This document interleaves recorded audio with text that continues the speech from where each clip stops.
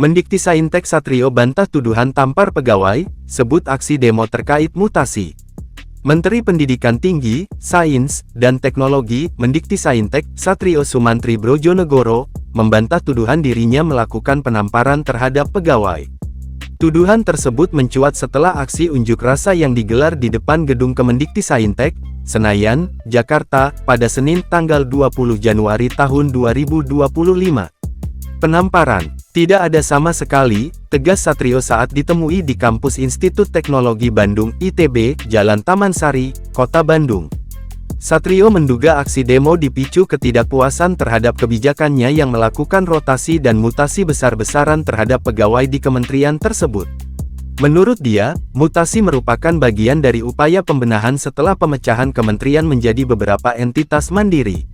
Kita ingin membenahi. Pak Presiden mengatakan harus hemat dengan anggaran pemerintah. Ada mutasi cukup besar dan karena memang ada pihak-pihak yang tidak berkenan dimutasi, jelasnya. Sebelumnya, ratusan pegawai Kemendiktisaintek menggelar unjuk rasa terkait dugaan kekerasan oleh sang menteri.